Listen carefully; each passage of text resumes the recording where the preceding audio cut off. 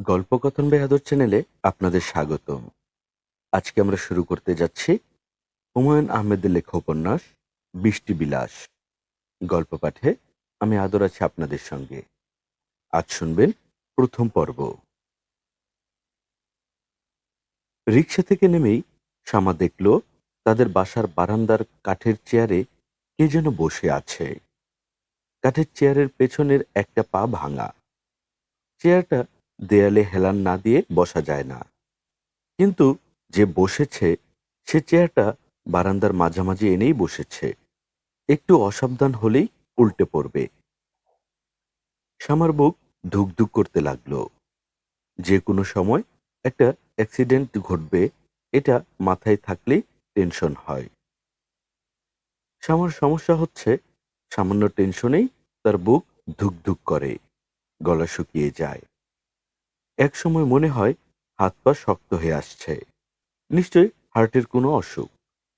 যত দিন যাচ্ছে তার অসুখটা তত বাড়ছে। আগে এত সামান্যতে বুক ধুকধুক করতো না, এখন করে। গত সপ্তাহেই কলেজ থেকে ফেরার পথে সে দেখল কে যেন ঠিক রাস্তার মাঝখানে একটা ডাব ফেলে রেখেছে। তার বুক ধুকধুক করা শুরু হলো। এই বুঝি অ্যাক্সিডেন্ট হলো। ডাবের সঙ্গে ধাক্কা লেগে উল্টে পড়ল রিকশা। রিকশার যাত্রী ছিটকে পড়ল সিট থেকে, আর সঙ্গে সঙ্গে পেছন থেকে একটা ট্রাক এসে তার উপর দিয়ে চলে গেল। দৃশ্যটা শামা চোখের সামনে স্পষ্ট দেখল। তার হাত পা হয়ে গেল শক্ত, নড়ার ক্ষমতা নেই। অ্যাক্সিডেন্ট না হওয়া পর্যন্ত সে যেন নড়তে পারবে না। তার উচিত রাস্তায় নেমে ডাবটা সরিয়ে দেয়া। সেটাও সম্ভব না। 20 বছর বয়সী রূপবতী একটা তরুণী রাস্তার ময়লা পরিষ্কার করছে, এই দৃশ্য মজাদার। চারদিকে লোক জমে যাবে। সবাই তার দিকে ড্যাব ড্যাব করে তাকিয়ে থাকবে। তাদের দৃষ্টিতে পরিষ্কার লেখা থাকবে, ব্রেইন নষ্ট মেয়ে। ডাবটা সরিয়ে সে যখন বাসার দিকে রওনা হবে, তখন তার পেছনে পেছনে কয়েকজন রওনা হবে। মজা দেখার জন্যে যাবে। ব্রেইন নষ্ট মেয়ে নতুন আর কি করে সেটা দেখার কৌতূহলেই পেছনে পেছনে যাওয়া। পাগল মেয়ের পেছনে হাঁটা যায়, তাতে কেউ দোষ ধরে না। ভাঙা চেয়ারটায় বসে ভাঙা চেয়ারটায় বসে আছেন শামার বাবা আব্দুর রহমান। তিনি মালিবাগ অগ্রণী ব্যাংকের ক্যাশিয়ার। সন্ধ্যা 7টার আগে কোনোদিনই বাসায় ফেরেন না। এখন বাজছে 3টা 10। অসময়ে বাসায় ফিরে বারান্দায় বসে আছেন বলে শামা দূর থেকে বাবাকে চিনতে পারেনি। তাছাড়া বাসায় তিনি যতক্ষণ থাকেন খালি গায়ে থাকেন। আজ পরেছেন ইস্ত্রি করা পাঞ্জাবি। শ্যামার বাবার মুখ হাসি হাসি।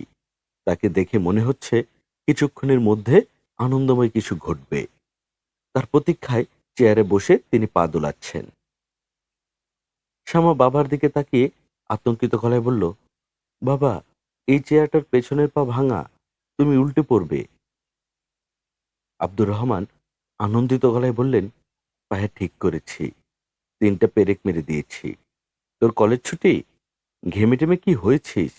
যা, ঘরে গিয়ে গোসল কর, আর তোর মাকে বল আমাকে একটা পান দিতে।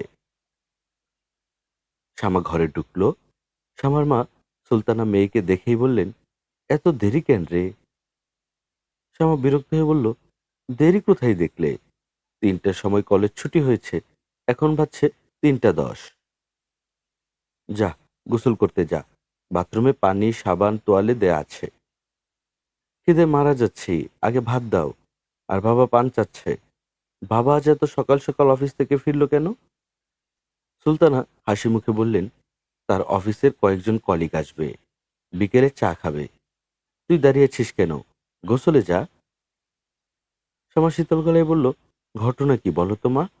আমাকে গোসল করানোর জন্য এত ব্যস্ত হয়ে গেছো কেন? সুলতানা হড়বড় করে বললেন, কোনো ঘটনা না। ঘটনা আবার কি? তোর বাবার কয়েকজন বন্ধু বিকেলে চা খেতে আসবে। অফিসের বন্ধু বান্ধবরা চা খেতে আসতে পারে না?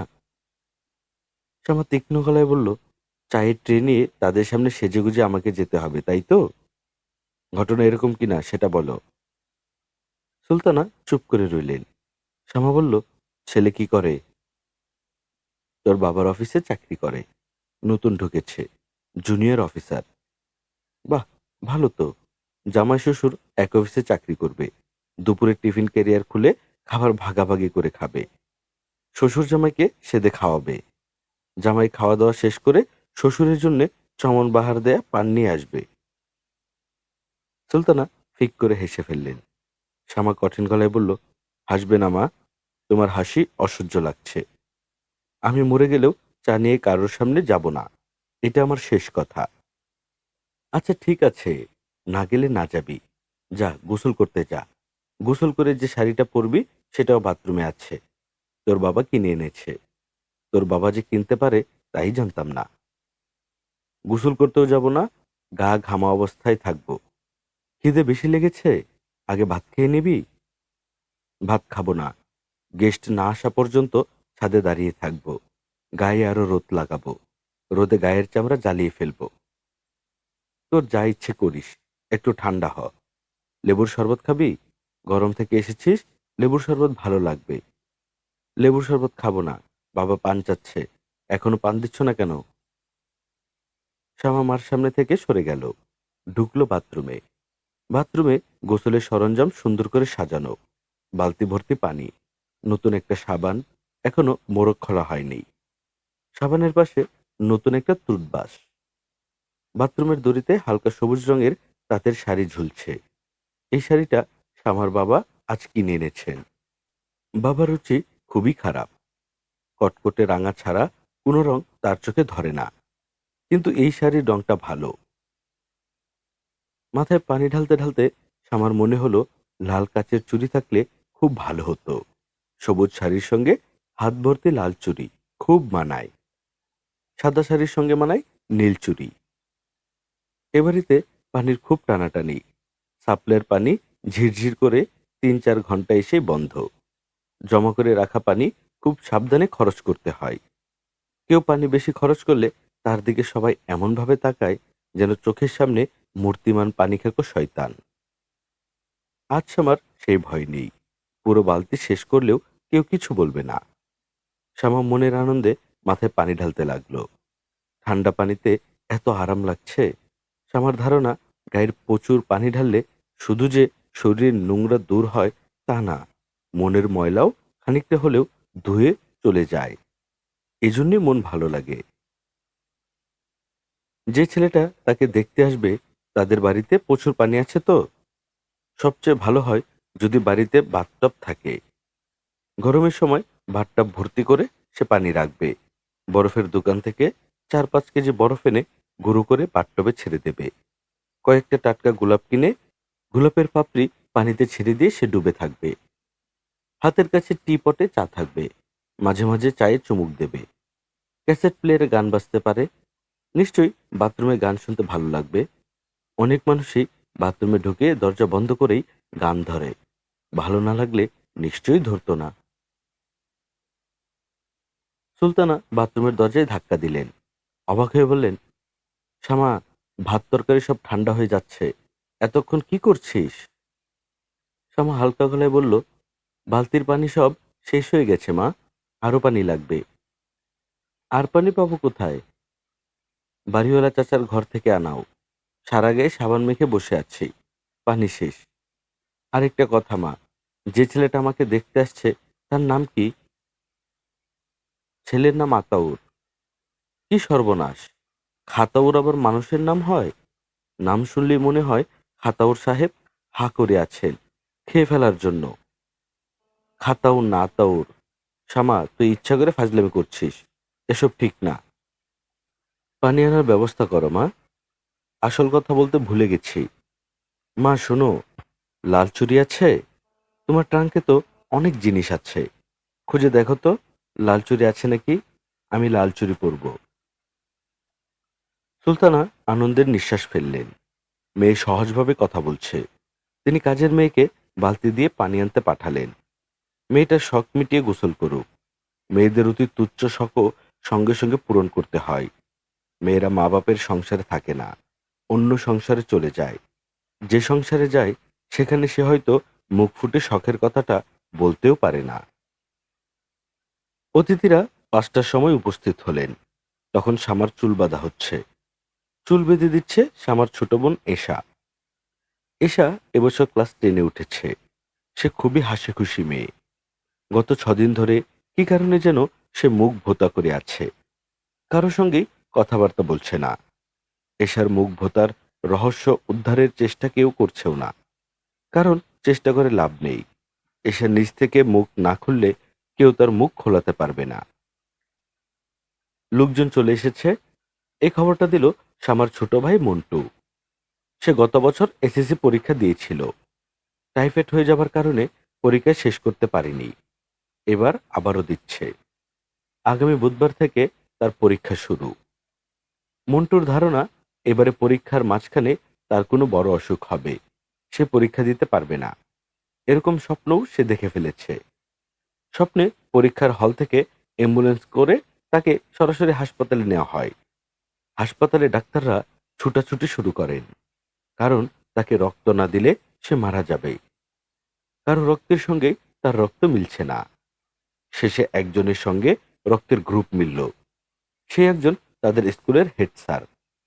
তিনি রক্ত দিতে এসে তাকে দেখে প্রচণ্ড ধমক দিয়ে বললেন, কিরে, তুই এবছরও পরীক্ষা দিচ্ছিস না? ফাজলামি করছিস? মন্টু এসে প্রায় ফিসফিস করে বলল, আপা, এসে গেছে, 4 জন এসেছে। শ্যামা বিরক্ত গলায় বলল, 4 জন এসেছে খুব ভালো কথা, তুই ফিসফিস করছিস কেন? এর মধ্যে ফিসফিসানির কি আছে? ট্যাক্সি করে এসেছে। শুনে খুশি হলাম। ট্যাক্সি করেই তো আসবে, ঠেলা গাড়িতে করে তো আসবে না। নাকি তুই ভেবেছিলি ঠেলা গাড়ি করে আসবে? অনেক মিষ্টি এনেছে, 5 প্যাকেট। সামনে থেকে যা তো, কানের কাছে বিজবিজ করবি না। কয় প্যাকেট মিষ্টি এনেছে দাঁড়িয়ে দাঁড়িয়ে গুনেছিস? শুনতেই তো লজ্জা লাগছে। মেহমানরা বসার ঘরে বসেছেন। তাদেরকে চা নাস্তা এখনো দেয়া হয়নি। আরো 2 জন নাকি আসবেন। তাদের জন্য অপেক্ষা। মজার গল্প হচ্ছে, হাসি শোনা যাচ্ছে।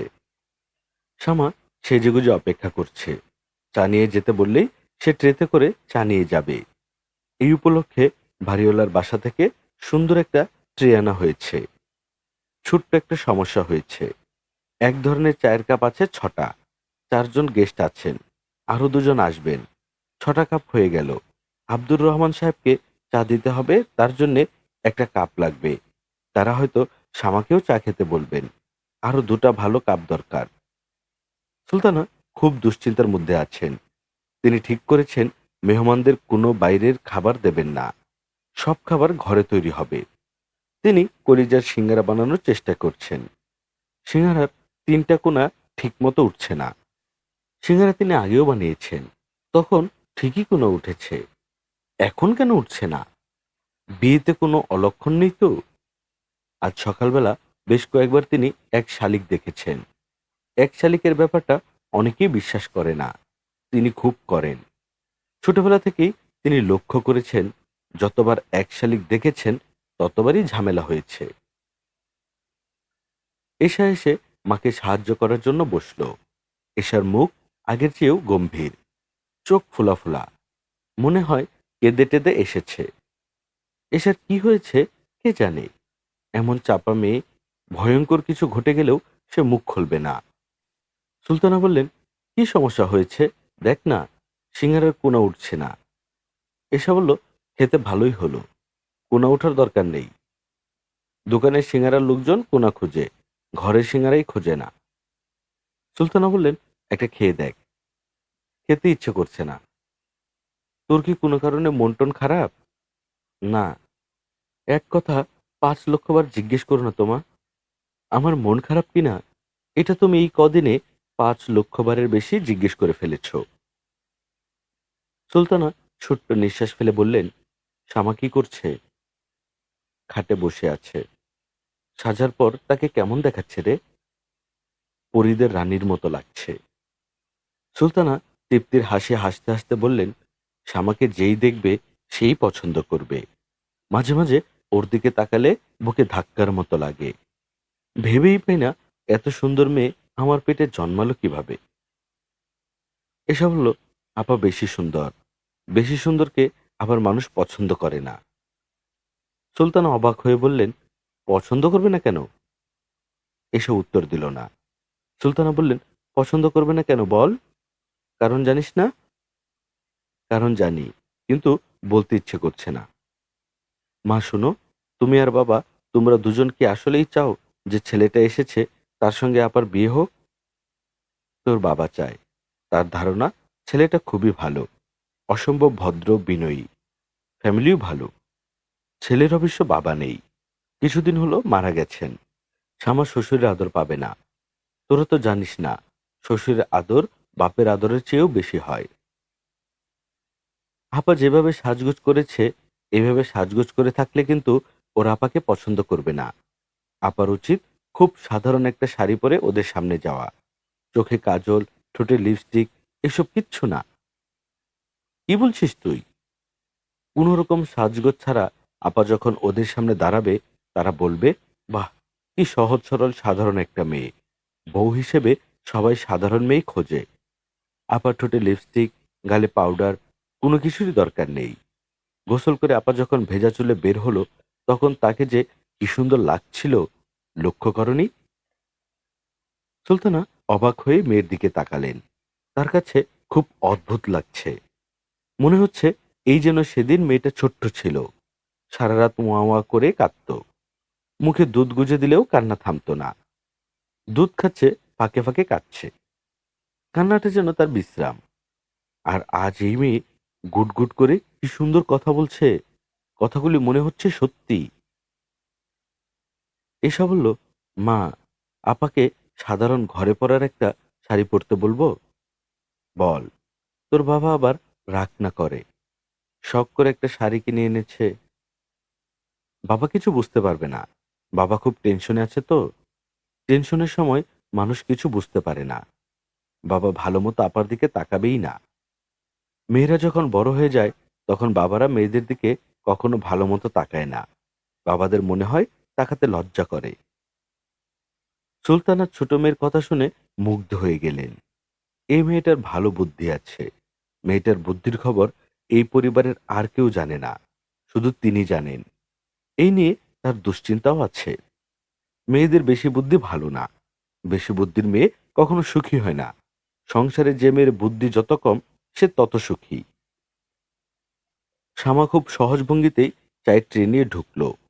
সে ধরেই নিয়েছিল ঘরে ঢোকা মাত্র সবাই একসঙ্গে তার দিকে তাকাবে এবং সঙ্গে সঙ্গে তার হাত পা শক্ত হয়ে যাবে। দেখা গেল সবাই তার দিকে তাকালো না। আতাউর নামের ছেলেটা মাথা নিচু করেই বসেছিল। সে মাথাটা আরো খানিকটা নিচু করে ফেলল। শ্যামা তার দিকে এক ঝলক তাকালো। এক ঝলকে তার অনেকখানি দেখা হয়েছে। ছেলেটা ছায়ার কচু গাছের মতো ফর্সা। হাতের নীল নীল শিরা বের হয়ে আছে। অতিরিক্ত রোগা। ঘুমের সমস্যা মনে হয় আছে। চোখের নিচে কালি। বাম চোখের নিচে বেশি কালি, ডান চোখে কম। মাথায় অনেক চুল আছে। চেহারা ভালো, গোঁফ নেই, এটাও ভালো। পুরুষ মানুষের নাকের নিচে গোঁফ দেখলেই শ্যামার গা শিরশির করে। মনে হয় ঘাপটি মেরে মাকড়সা বসে আছে, তারা দিলেই নাকের ফুটো দিয়ে ঢুকে যাবে। কালো আচকান পরা, মুখ ভর্তি দাড়ি এক ভদ্রলোক শ্যামার দিকে তাকিয়ে বললেন, এই যে মা, আমাদের জন্য চা নিয়ে চলে এসেছে। কেমন আছো গো মা? শ্যামা বলল, জি, আমি ভালো আছি। বসো মা, তুমি আমার পাশে বসো। এমন সুন্দর কন্যা পাশে নিয়ে বসাও এক ভাগ্যের ব্যাপার। আচকান পরা ভদ্রলোক সরে গিয়ে শ্যামার জন্য জায়গা করলেন। শ্যামা সহজ গলায় বলল, আমি খাবারটা হাতে হাতে দিয়ে নিই, তারপর বসি। ঠিক আছে মা, ঠিক আছে। আগে কাজ, তারপর বসা, তারপর আলাপ। আর এই জায়গাতে খাওয়ার চেয়ে বড় কাজ তো কিছু নেই। কি বলেন আপনারা? কেউ কিছু বলল না। শুধু আতাউর নামের ছেলেটা কাশতে লাগলো। শ্যামা মনে মনে বলল, এই যে খাতাউর ভাইয়া, আপনার এই কাশি ঠান্ডার কাশি না যক্কা টক্কা আছে? প্লেটে খাবার বাড়তে বাড়তে শ্যামা ভাবল, খাবারের প্লেট সবার আগে যিনি মুরব্বী তার হাতে দেয়া দরকার। তা না করে সে যদি যক্ষ্মারোগী খাতাউরের হাতে দেয়, তাহলে কেমন হয়? যক্ষ্মারোগী নিশ্চয় ভাবছে না তাকে প্রথম দেওয়া হবে। তার কাশি আরো বেড়ে যাবে। আজকান পরা মৌলানা বেশি ফটফট করছে। মৌলানার ফটফটানি কিছুক্ষণের জন্য হলেও কমবে। মৌলানা হয়তো মনে মনে বলবে, নাউজুবিল্লাহ, মেয়েটা তো মহান নির্লজ্জ। বলুক যার যা ইচ্ছা। শামা খাবারের প্লেট আতাউরের দিকে বাড়িয়ে দিয়ে খুবই স্বাভাবিক গলায় বলল, আপনার কি ঠান্ডা লেগেছে? এত কাশছেন কেন? শামা যা ভেবেছিল তাই হলো। আজকান পরা মৌলানা হকচকিয়ে গেলেন। তিনি শামার দিকে চোখ বড় বড় করে তাকাচ্ছেন। যক্ষা রোগীর কাশি কিছুক্ষণের জন্য হলেও থেমেছে। শামার বাবাও অবাক হয়ে মেয়ের দিকে তাকিয়ে আছেন। মনে হচ্ছে ঘটনা কি ঘটেছে তিনি বুঝতে পারছেন না। আজকান পরা মৌলানা নিজেকে সামলে নিয়ে বললেন, মা শোনো, পুরুষ মানুষের কাশিকে তুচ্ছ করতে নেই। পুরুষ মানুষ চেনা যায় কাশি দিয়ে। কথায় আছে, ঘোড়া চিনি কানে, রাজা চিনি দানে, কন্যা চিনি হাসে, পুরুষ চিনি কাশে। আতাউরকে চিনতেছি তার কাশিতে, আর তোমারে চিনতেছি তোমার হাসিতে। হা হা হা। শ্যামা লক্ষ্য করলো সবাই হাসতে শুরু করেছে। এমনকি তার বাবাও হাসছেন, যিনি কখনো হাসেন না, কারণ হাসিকে তিনি চারিত্রিক দুর্বলতা মনে করেন। সবাই হাসছে, শুধু যক্ষরোগীর মুখে কোনো হাসি নেই। সে মাথা আরো নিচু করে ফেলেছে। কালো আচকান পরা মৌলানা পাত্রের মেজ চাচা সৈয়দ আওলাদ হোসেন নেত্রকোনা কোর্টে ওকালতি করেন। তিনিই পাত্রের অভিভাবক। বিয়ের কথাবার্তার সময় পাত্রের অভিভাবকরা ক্রমাগত কথা বলেন। সৈয়দ সাহেব তার ব্যতিক্রম নন। তিনি দাড়ি কমা ছাড়াই কথা বলে গেলেন এবং বিদায়ের আগে আগে অন্তত নাটকীয় ভঙ্গিতে বললেন, যাবার আগে একটা কথা বলে যাই। কন্যা আমাদের সবারই অন্তত পছন্দ হয়েছে, আলহামদুলিল্লাহ। শুধু কন্যা পছন্দ হয়েছে বলে ভুল বলা হবে, কন্যার পিতাকেও পছন্দ হয়েছে। বেয়ান সাহেবের সাথে দেখা হয় নাই, তার রান্না পছন্দ হয়েছে। সিঙ্গারা অনেক জায়গায় খেয়েছি, এরকম স্বাদে সিঙ্গারা খাই নাই। বেয়ান সাহেবকে দূর থেকে জানাই অন্তরের অন্তঃস্থল থেকে মুবারকবাদ। এখন বিবাহের তারিখ নিয়ে দুটো কথা। আমি সবচেয়ে খুশি হতাম আজকে রাতেই বিবাহ দিতে পারলে। সেটা সম্ভব না। আমাদের নিজেদের কিছু আয়োজন আছে। আমরা তো শহরের লোক না, গ্রামের লোক। বিয়ে শাদী সবাইকে নিয়ে আসতে হয়। কাজেই বিবাহ হবে ইনশাল্লাহ আষাঢ় মাসে। আব্দুর রহমান সাহেব, আপনার কিছু বলার থাকলে বলেন। আব্দুর রহমান সাহেব বিনীত ভঙ্গিতে বললেন, আপনারা যা ঠিক করবেন তাই হবে। এই মেয়ে এখন আপনাদের মেয়ে। আওলাদ হোসেন সবগুলি দাঁত বের করে দিয়ে বললেন, আলহামদুলিল্লাহ। এই যে আপনি বললেন আপনাদের মেয়ে, এতে সব কথা বলা হয়ে গেল। মেয়ে তো আমাদের অবশ্যই। আপনাদের বাড়িতে থাকতে দিয়েছি। হা হা হা। আওলাদ সাহেব আজকানের পকেট থেকে আংটি বের করে সামার আঙুলে পরিয়ে দিলেন। শুধু আংটি না, আংটির সঙ্গে খামে ভর্তি টাকাও আছে, 1001 টাকা। আওলাদ সাহেব বললেন, এই যে 1001 টাকা দিলাম, এর একটা ইতিহাস আছে। ইতিহাস না বললে বুঝবেন না। হয়তো ভাববেন টাকা দিচ্ছে কেন, ছোট লোক নাকি। এখন ইতিহাসটা বলি। আজ আমাদের খুবই গরিবী হালত। সব সময় এরকম ছিল না। আমার পূর্বপুরুষরা ছিল ঈশ্বরগঞ্জের নআনি জমিদার। তাদের নিয়ম ছিল কন্যাকে 1001টা আশরাফি দিয়ে মুখ দেখা। এই নিয়ম তো এখন আর সম্ভব না। তারপরেও পুরনো স্মৃতি ধরে রাখা। শ্যামা বাবার চোখের ইশারায় তার হবু চাচা শ্বশুরকে পা ছুঁয়ে সালাম করে বোকার মতো দাঁড়িয়ে রইল। তার কাছে মনে হচ্ছে সে একটা নাটকে পাঠ করছে, যে নাটকে তার চরিত্রটা খুবই গুরুত্বপূর্ণ, কিন্তু কোনো সংলাপ নেই। পরিচালক তাকে বুঝিয়েও দেননি স্টেজে উঠে কি করতে হবে। 1001 টাকা ভর্তি খামটা হাতে নিয়ে দাঁড়িয়ে থাকতে খুবই অস্বস্তি লাগছে। এটা যদি কোনো হাসির নাটক হতো, তাহলে সে খাম খুলে টাকাগুলি বের করে গুনতে শুরু করত এবং একটা নোট বের করে বলতো, এই নোটটা ময়লা, বদলে দিন। কিন্তু এটা কোনো হাসির নাটক না, খুবই সিরিয়াস নাটক। নাটকের কেন্দ্রীয় চরিত্রের একজন ঈশ্বরগঞ্জের নওয়ানী জমিদারের উত্তরপুরুষ সৈয়দ অলিউর রহমান এখন আবেগে আপ্লুত হয়ে কাঁদছেন এবং রুমালে চোখের পানি মুছছেন। নাটকের আরেক চরিত্র শামার বাবা আব্দুর রহমান সাহেবের চোখেও পানি।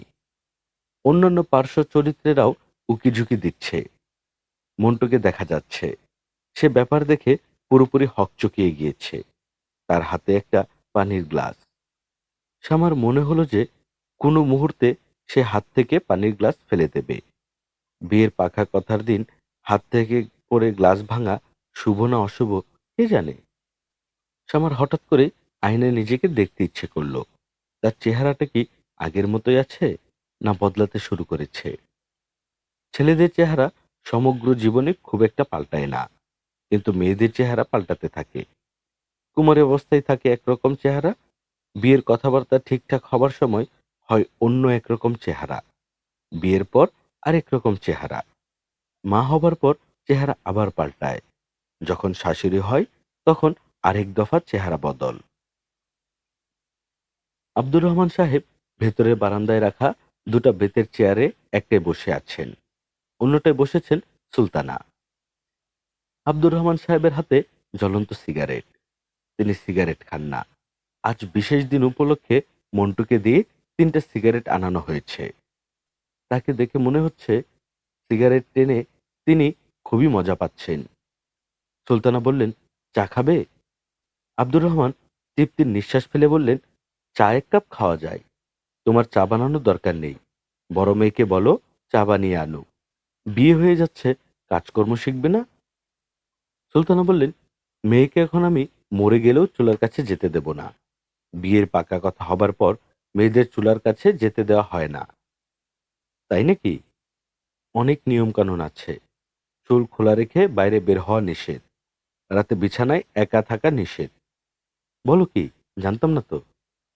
সুলতানা চা বানানোর জন্য উঠে দাঁড়ালেন। আব্দুর রহমান স্ত্রীর দিকে তাকিয়ে নরম গলায় বললেন, চা কিন্তু 2 কাপ আনবে। চা খেতে খেতে বুড়ো বুড়ি গল্প করি। মেয়ের বিয়ে হয়ে যাচ্ছে, এখন তো আমরা বুড়ো বুড়ি, তাই না? আর এশাকে একটু পাঠাও, ওর সঙ্গে কথা আছে। ওর সঙ্গে কি কথা? আছে, কথা আছে। সব কথা তোমাকে বলা যাবে নাকি? বাপ মেয়ের আলাদা কথা থাকবে না? শুধু মা মেয়ে রাতে জেগে গুটুর গুটুর, তা হবে না। হা হা হা। স্বামীর আনন্দ দেখে সুলতানার মন কেমন কেমন করতে লাগলো। অনেকদিন পর মানুষটাকে তিনি এত আনন্দিত দেখলেন। মেয়ের বিয়ে ঠিক হওয়ায় কোনো বাবা কি এত আনন্দিত হয়? তিনি নিজে আনন্দ পাচ্ছেন না। ছেলেটাকে তার তেমন পছন্দ হয়নি। তার ধারণা শ্যামার মতো রূপবতী মেয়ের জন্য অনেক ভালো পাত্র পাওয়া যেত। একটু শুধু খোঁজ খবর করা। মানুষটা তার কিছুই করল না। অফিসের কোনো একজনকে ধরে এনে বলল, এর সাথে বিয়ে। এসব বাবার সামনে এসে দাঁড়ালো। আব্দুর রহমান হাসি মুখে তার কন্যার দিকে তাকিয়ে বললেন, তোর আপার বিয়ে তো ঠিক হয়ে গেল। নেক্সট টার্গেট তুই। তৈরি হয়ে যা। এসব গম্ভীর মুখে বাবার দিকে তাকিয়ে রইল। বাবার হালকা রূপ দেখে সে অভ্যস্ত না। তার অস্বস্তি লাগছে। ছেলেটাকে কেমন দেখলি? ভালো। শামাকে কিছু বলেছে? ছেলে পছন্দ হয়েছে কিনা? না, কিছু বলেনি। ও আছে কোথায়? দোতলায়। বাড়িওয়ালা চাচার বাসা থেকে কাকে যেন টেলিফোন করবে। আব্দুর রহমান টেলিফোনের কথায় নড়েচড়ে বসলেন। খুবই আগ্রহের সঙ্গে গলা সামান্য নামিয়ে বললেন, এক কাজ করতো, পাঞ্জাবির পকেটে আমার মানিব্যাগ আছে। মানিব্যাগ খুলে দেখ, হলুদ এক পিস কাগজ আছে। কাগজে টেলিফোন নাম্বার লেখা। কাগজটা শামাকে দিয়ে দিস। Car telephone number? ওই ছেলের? হ্যাঁ, আতাউরের। সে তার বড় বোনের সঙ্গে এখন আছে। বড় বোনের টেলিফোন নাম্বার। শ্যামা যদি ছেলের সঙ্গে কিছু কথা বলতে চায় বলুক। বিয়ের কথাবার্তা পাকা হয়ে গেছে। এখন টেলিফোনে কথাবার্তা বলা দোষণীয় কিছু না। তবে দেখা সাক্ষাৎ না হওয়াটাই বঞ্চনীয়। আর কিছু বলবে বাবা? আব্দুর রহমান সাহেব মেয়ের সঙ্গে আরো কিছুক্ষণ গল্প করার ইচ্ছে ছিল। মেয়েদের সঙ্গে দিনের পর দিন তার কোনো কথা হয় না। কথা বলার মতো সুযোগই তৈরি হয় না। আজ একটা সুযোগ তৈরি হয়েছে। তিনি সুযোগটা ব্যবহার করতে চাচ্ছিলেন। সেটা সম্ভব হলো না। এসে তার সঙ্গে কথা বলতে আগ্রহ বোধ করছে না। তার ভাবভঙ্গি দেখে মনে হচ্ছে সে বাবার সামনে থেকে চলে যেতে পারলে বাঁচে। যেন সে বাবার সঙ্গে কথা বলছে না, কথা বলছে তার স্কুলের রাগী অ্যাসিস্ট্যান্ট হেডমাস্টারের সঙ্গে। আব্দুর রহমান সাহেবের মন সামান্য খারাপ হলো। তবে তিনি মন খারাপ ভাবটাকে তেমন গুরুত্ব দিলেন না। মেয়েরা বড় হলে বাবার কাছ থেকে দূরে সরে যাবে, এটাই স্বাভাবিক। জগতের অনেক সাধারণ নিয়মের মধ্যে একটা নিয়ম হলো, মেয়েরা বড় হলে মার দিকে ঝুঁকে পড়ে, ছেলেরা ঝুঁকে বাবার দিকে। তার ক্ষেত্রে এটাও সত্যি হয়নি। মন্টু তার ধারে কাছে আসে না। মন্টু হয়তো টিভি দেখছে, বাবার পায়ের শব্দ শুনলে ফট করে টিভি বন্ধ করে দেবে, চোখ মুখ শক্ত করে বসে থাকবে। বাবা ঘরে ঢুকলে সে উঠে পাশের ঘরে চলে যাবে। এই অবস্থা চলতে দেয়া যায় না। আব্দুর রহমান ঠিক করলেন, এখন থেকে সম্পর্ক সহজ করার চেষ্টা করবেন। মন্টুকে সঙ্গে নিয়ে মাঝে মধ্যে টিভি প্রোগ্রাম দেখবেন। ডিশের লাইন না কি নিয়েছে, অনেক কিছু দেখা যায়, তাই বাপ বেটায় মিলে দেখবেন। তিনি এখনো কিছু দেখেননি। টিভির সামনে বসলেই তার মাথা ধরে যায়। মনে হয় চোখের কোনো সমস্যা, ডাক্তার দেখাতে হবে। ছানি পড়ার বয়স হয়ে গেছে, চোখে পানি পড়ে গেছে হয়তো। সুলতানা চা নিয়ে এলেন না। মন্টু এক কাপ চা হাতে নিয়ে ভয়ে ভয়ে বাবার সামনে দাঁড়ালো। সে চায়ের কাপটা বাবার হাতে দেবে না মেঝেতে নামিয়ে রাখবে, সেটা বুঝতে পারছে না। বাবার সামনে কোনো টেবিল নেই। আব্দুর রহমান ছেলের হাত থেকে কাপ নিতে নিতে বললেন, তোর মা কোথায়? রান্না করছেন। আব্দুর রহমান বিরক্ত বোধ করলেন। ছেলেকে দিয়ে চা পাঠানো ঠিক হয়নি। বাবাকে চা নাস্তা দেয়া মেয়েদের কাজ। ছেলেকে দিয়ে এসব কাজ করালে ছেলেদের মধ্যে মেয়েলি স্বভাব চলে আসে। আজকাল একটা কথা খুব শুনতে পাচ্ছেন, ছেলে মেয়ে বলে আলাদা কিছু নেই, ছেলেও যা মেয়েও তা। খুবই হাস্যকর কথা বলে তার মনে হয়। ছেলে মেয়ে যদি একই হয়, তাহলে ছেলেগুলি মেয়েদের মতো শাড়ি ব্লাউজ পরে না কেন? মন্টু চলে যাচ্ছিল। আব্দুর রহমান বললেন, এই তোর পড়াশোনা কেমন হচ্ছে রে? মন্টু বাবার দিকে তাকালো না। চলে যেতে যেতে বলল, ভালো। তার একটাই ভয়, বাবা যদি ডেকে কিছু জিজ্ঞেস করে বসেন। আব্দুর রহমান চায়ের কাপে চুমুক দিয়ে দ্বিতীয় সিগারেটটা ধরালেন। এবারে চা ভালো হয়নি, তিতা তিতা লাগছে। সিগারেট টেনেও মজা পাচ্ছেন না, মনে হচ্ছে ড্যাম সিগারেট। সামাদের বাড়িওয়ালা মুত্তালিব সাহেবের বয়স ৫৫। তিনি চুলে কলপ দিয়ে রঙিন শার্ট কাট পরে বয়সটাকে কমিয়ে রাখার নানান চেষ্টা চালিয়ে যাচ্ছেন। তেমন কোনো লাভ হচ্ছে না। বয়স মোটেই কম দেখাচ্ছে না, বরং যা বয়স তার চেয়েও বেশি দেখাচ্ছে। এই বয়সে কারোরই সব দাঁত পড়ে না, তার পায়ে সব দাঁতই পড়ে গেছে। সামনের পাটির দুটো দাঁত ছিল, বাঁধানো দাঁত ফুল সেট থাকলে অনেক সুবিধা। এইরকম বুঝিয়ে দাঁতের ডাক্তার সেই দুইটা দাঁতও ফেলে দিয়েছেন। ঘুম থেকে উঠে তিনি বাঁধানো দাঁত পড়েন। তার কাছে মনে হয় তিনি কলকবজা মুখে নিয়ে বসে আছেন। তার ডায়াবেটিস ধরা পড়েছে। ডাক্তাররা বলে দিয়েছে প্রতিদিন খুব কম করে হলেও ১ থেকে ১.৫ ঘন্টা হাঁটাহাঁটি করতে হবে। তিনি হাঁটাহাঁটি করতে পারছেন না, কারণ মাস ৩ হলো ডান পায়ের হাঁটু বাঁকাতে পারছেন না। হাঁটু বাঁকাতে মালিশ এবং চিকিৎসা চলছে, কোনো লাভ হচ্ছে না, বরং ক্ষতি হচ্ছে। হাঁটু শক্ত হয়ে যাচ্ছে। চিকিৎসার আগে সামান্য বাঁকত, এখন তাও বাঁকছে না। একটা লোহার মতো শক্ত পা নিয়ে ল্যাংচাতে ল্যাংচাতে তিনি নিশ্চয়ই মর্নিং ওয়াক বা ইভিনিং ওয়াক করতে পারেন না। তিনি একটা হুইল চেয়ার কিনেছেন। বেশিরভাগ সময় হুইল চেয়ারে বসে বারান্দার এক মাথা থেকে আরেক মাথা যান, আবার ফিরে আসেন। সময় কাটানোর জন্য একটা বাইনোকুলার কিনেছেন। বাইনোকুলার চোখে দিয়ে রাস্তার লোক চলাচল দেখেন। বাইনোকুলার চোখে লাগালেই রাস্তার লোকজন চোখের সামনে চলে আসে। তখন তাদের সঙ্গে গভীর গলায় কথাবার্তা বলেন। এই যে চশমাওয়ালা, মাথাটা বাঁকা করে আছেন কেন? ঘাড়ে ব্যথা? রাতে বেকায়দায় ঘুমিয়েছিলেন? ভদ্রলোক বাড়িতে একা থাকেন। স্ত্রীর সঙ্গে বনিবনা হয়নি বলে ১৫ বছর আগে ডিভোর্স হয়ে গেছে। তিনি নিজে ডিভোর্সের পক্ষপাতী ছিলেন না।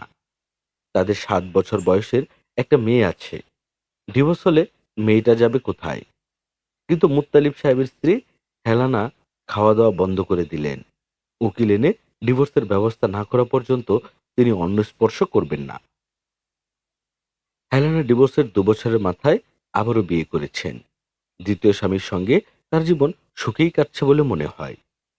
এই ঘরে ছেলে মেয়ে হয়েছে, ২ ছেলে ১ মেয়ে। বিস্ময়কর মনে হলেও সত্যি তিনি প্রায়ই তার প্রাক্তন স্বামীর সঙ্গে টেলিফোনে কথা বলেন। মুত্তালিব সাহেবের একটাই মেয়ে মীনাক্ষী। হেলেনার দ্বিতীয় বিয়ের পর তিনি মীনাক্ষীকে জোর করে নিজের কাছে রেখে দেন। মীনাক্ষীর বয়স তখন ৮।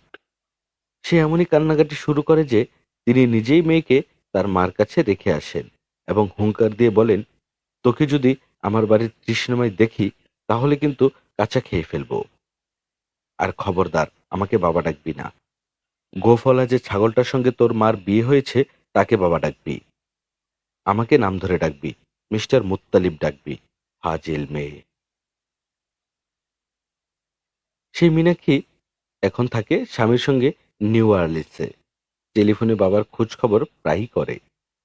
মুত্তালিব সাহেব কখনো টেলিফোন করেন না, কারণ তিনি মেয়ের টেলিফোন নাম্বার বা ঠিকানা জানেন না, কখনো জানার আগ্রহ বোধ করেননি। ভদ্রলোক যৌবনে নানান ধরনের ব্যবসা বাণিজ্য করেছেন, কোনোটিই তেমন জমেনি। জীবনের শেষ বেলায় তার সঞ্চয় অতিশ দীপঙ্কর রোডে দোতলা একটি বাড়ি, ১৩০০ সিসির লাল রঙের একটা টয়োটা এবং ব্যাংকে কিছু ফিক্সড ডিপোজিট। একসময় ভেবেছিলেন ফিক্সড ডিপোজিটের সুদের টাকায় জীবনটা কাটিয়ে দিতে পারবেন। এখন তা ভাবছেন না, প্রায়ই তাকে মূল সঞ্চয়ে হাত দিতে হচ্ছে। মুত্তালিব সাহেব শামা মেয়েটিকে অত্যন্ত পছন্দ করেন। কোনো এক বিচিত্র কারণে তিনি চান না তার পছন্দের কথাটা শামা জানুক। শামার সঙ্গে দেখা হলেই তিনি ততস্থ হয়ে থাকেন। তার একটাই চিন্তা, অস্বাভাবিক মমতার ব্যাপারটা তিনি কিভাবে গোপন রাখবেন। তার ধারণা এই কাজটা তিনি অত্যন্ত সুন্দরভাবেই করছেন। বাস্তব সেরকম না। শ্যামা ব্যাপারটা খুব ভালো মতো জানে। বিকেলে শ্যামাকে দোতলায় উঠতে দেখে তিনি ধমকের গলায় বললেন, টেলিফোন করতে এসেছিস? তোকে ১০০ বার বলছি, এটা পাবলিক টেলিফোন না। শ্যামা বলল, টেলিফোন করতে আসিনি, আপনার পায়ের অবস্থা জানতে এসেছি। পায়ের অবস্থা কি? হাঁটু কি বাঁকা হচ্ছে, না আগের মতোই আছে? মুত্তালিব সাহেব জবাব দিলেন না।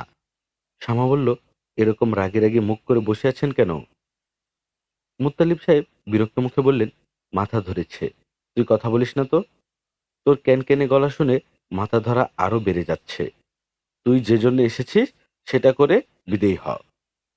আমি কি জন্য এসেছি? টেলিফোন করতে এসেছিস? চিনা ফিনা কতগুলি মেয়ে বান্ধবী ভালো জুটিয়েছিস, বেয়াদবের এক শেষ। আপনার সঙ্গে কি বেয়াদবি করলো? রাত 11:30টার সময় টেলিফোন করে বলে, আপনাদের একতলায় যে থাকে শামা নাম, তাকে একটু ডেকে দিন তো। কোনো সালাম আলাইকুম নেই, কিচ্ছু নেই। আপনি কি করলেন? খট করে টেলিফোন রেখে দিলেন? আমি বললাম, রাত 11:30 বাজে। এটা আড্ডার সময় না ঘুমোতে যাওয়ার সময়? বিছানায় যাও, ঘুমাবার চেষ্টা করো।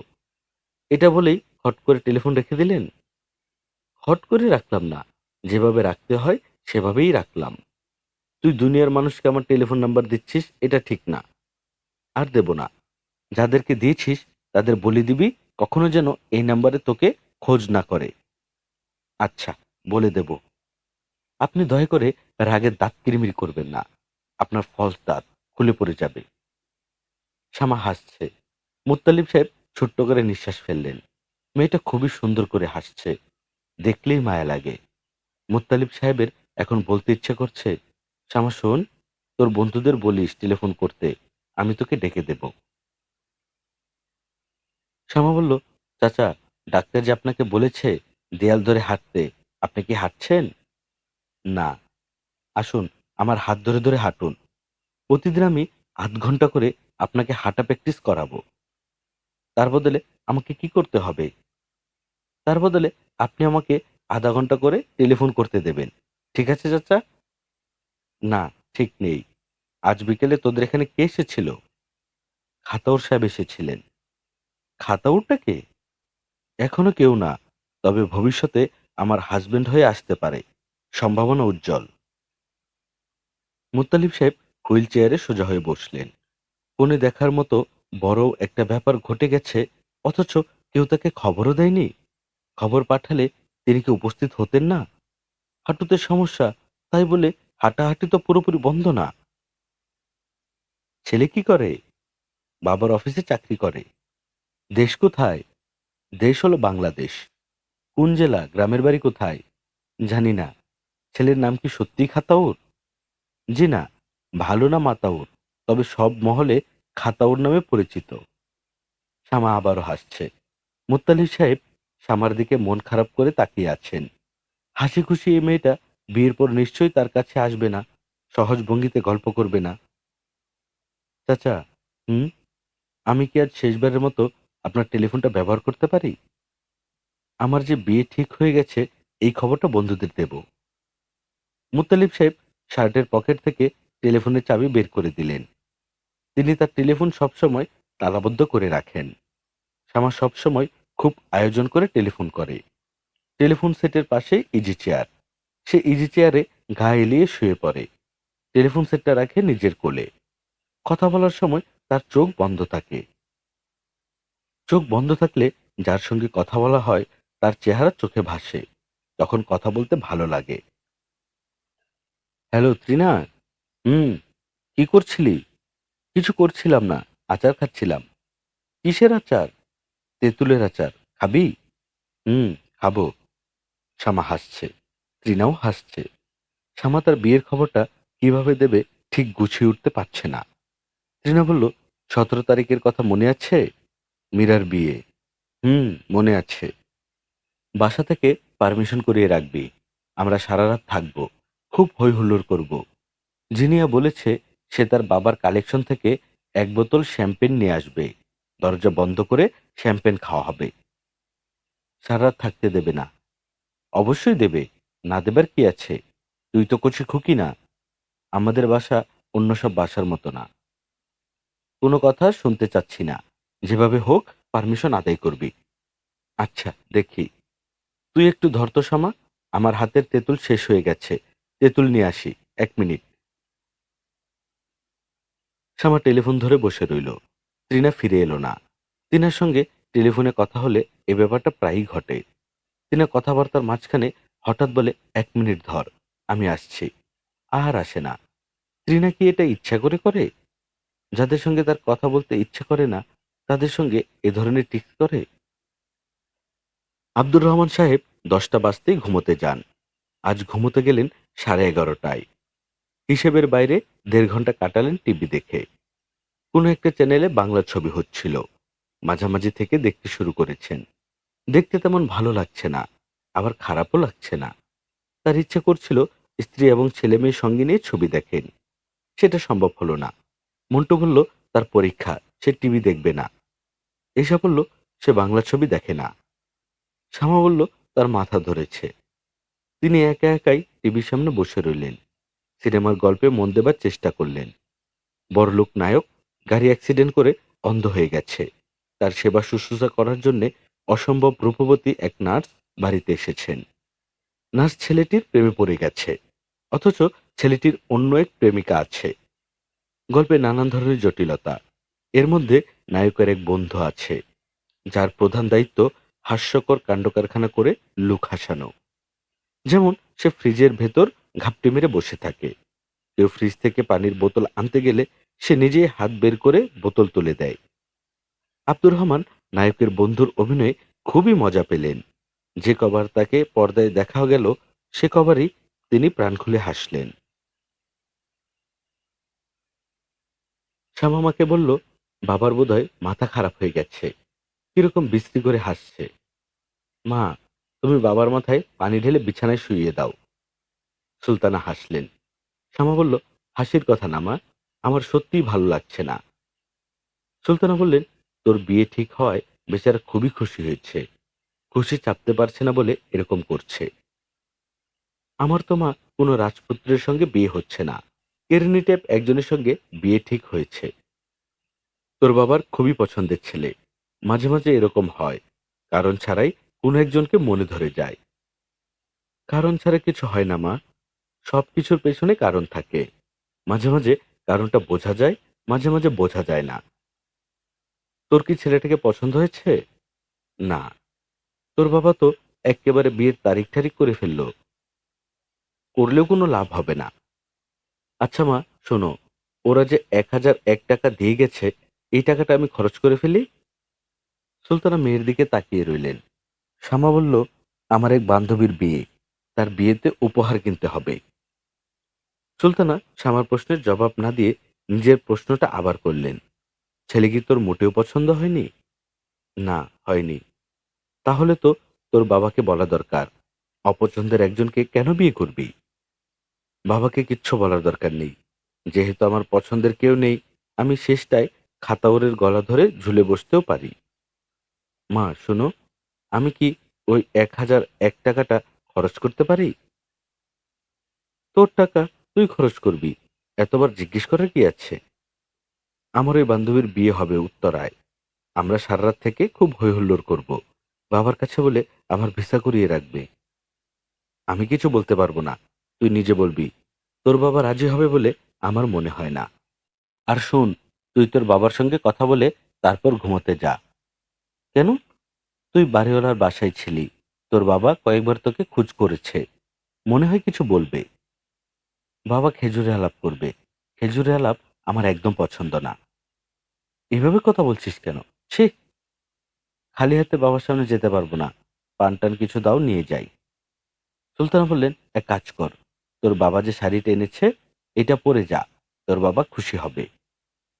শ্যামা হাই তুলতে তুলতে বলল, বাবা এমনিতেই খুশি আছে, আরো খুশি করার দরকার নেই। বেলুনে বেশি বাতাস ভরলে বেলুন বাষ্ট করে। বাবা এখন বাষ্ট করার পর্যায়ে চলে গেছেন। শ্যামা খিলখিল করে হাসছে। সুলতানা মুগ্ধ হয়ে মেয়ের হাসি দেখছে। আব্দুর রহমান মশারির ভেতর ঢুকে পড়েছিলেন। বড় মেয়েকে দেখে মশারির ভেতর থেকে বের হলেন। শ্যামা বলল, বাবা, তোমার জন্য পান এনেছি। আব্দুর রহমান আনন্দিত গলায় বললেন, পান তো আমি একবেলা খাই, শুধু দুপুরে ভাত খাবার পর। যাই হোক, এনেছিস যখন খেয়ে ফেলি। সমস্যা একটাই, আবার দাঁত মাজতে হবে। চলে যাচ্ছিস নাকি? বস, পান খেতে খেতে গল্প করি। শ্যামা বসল না, দাঁড়িয়ে রইল। বসলেই বাবা দীর্ঘ কথাবার্তা শুরু করতে পারেন।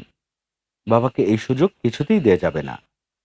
শ্যামার মনে হলো বাবার মেজাজ আজ শুধু যে ভালো তা না, অস্বাভাবিক ভালো। বান্ধবীর বিয়েতে সারা রাত কাটাবার অনুমতি নিতে হলে আজই নিতে হবে। এরকম সুযোগ আর পাওয়া যাবে না। আব্দুর রহমান পান মুখে দিয়ে বললেন, এশার কাছে একটা টেলিফোন নাম্বার আছে, আতাউরের নাম্বার।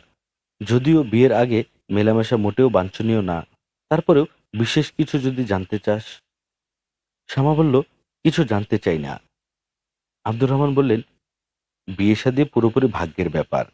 অনেক খোঁজ খবর করে বিয়ে দেওয়ার পর দেখা যায় বিরাট ঝামেলা। স্বামী তেল আর স্ত্রী জল।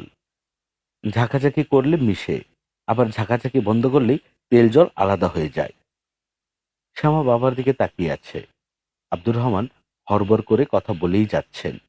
তার মুখ থেকে পানের রস গড়িয়ে সাদা গেঞ্জিতে পড়ছে। থুতুনিতে রস লেগে আছে। তিনি তেল জল বিষয়ক কথাবার্তা বলেই যাচ্ছেন। কি বলছেন নিজেও বোধহয় জানেন না। শ্যামা ভেবে পাচ্ছে না তার বাবা এত খুশি কেন, রহস্যটা কি। সে বাবাকে থামিয়ে দিয়ে বলল, বাবা, তোমাকে একটা জরুরি কথা চট করে বলে নেই, পরে ভুলে যাব। আব্দুর রহমান আগ্রহ নিয়ে বললেন, কি কথা? আমার এক বান্ধবীর বিয়ে, মীরা নাম, উত্তরায় ওদের বাড়ি।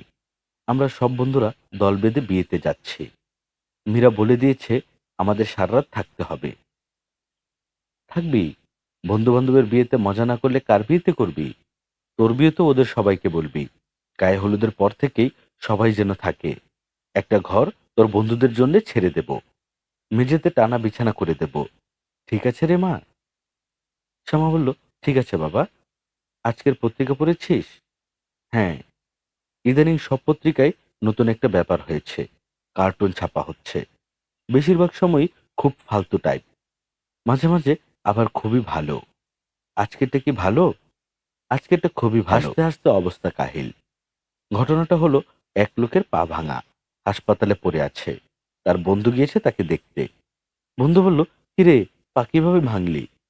সে বলল, সিগারেট খেতে গিয়ে পা ভাঙলাম। বন্ধু বলল, এটা আবার কেমন কথা? সিগারেট খেতে গিয়ে কেউ পা ভাঙে? সে বলল, ঘটনা হলো, সিগারেট শেষ করে জ্বলন্ত টুকরাটা খোলা ম্যানহোলে ফেলে দিলাম। তারপর অভ্যাসবশত পা দিয়ে সেই সিগারেট নিভাতে গিয়ে আব্দুর রহমান হেসেই যাচ্ছেন। পানের রসে তার গেঞ্জি এখন মাখামাখি। শ্যামা অবাক হয়ে তাকিয়ে বাবাকে দেখছে। মানুষটা এত খুশি কেন? প্রিয় শ্রোতা বন্ধুরা, আপনারা শুনছিলেন হুমায়ুন আহমেদের লেখা উপন্যাস বৃষ্টিবিলাস। আজ শুনলেন প্রথম পর্ব। গল্প পাঠে আমি আদর ছিলাম আপনাদের সঙ্গে। এরকম গল্প আমরা প্রতিনিয়ত আপলোড করে যাচ্ছি। আপনি যদি আমাদের চ্যানেলে নতুন হয়ে থাকেন, তাহলে অবশ্যই আমাদের চ্যানেলটি সাবস্ক্রাইব করে দিবেন। আমাদের গল্প পাঠ ভালো লাগলে বন্ধুদের সঙ্গে শেয়ার করবেন। পরবর্তী গল্প শোনার আমন্ত্রণ জানিয়ে আজকের মতো এখানেই বিদায় নিচ্ছি। সবাই ভালো থাকবেন, সুস্থ থাকবেন, সুন্দর থাকবেন। আল্লাহ হাফেজ।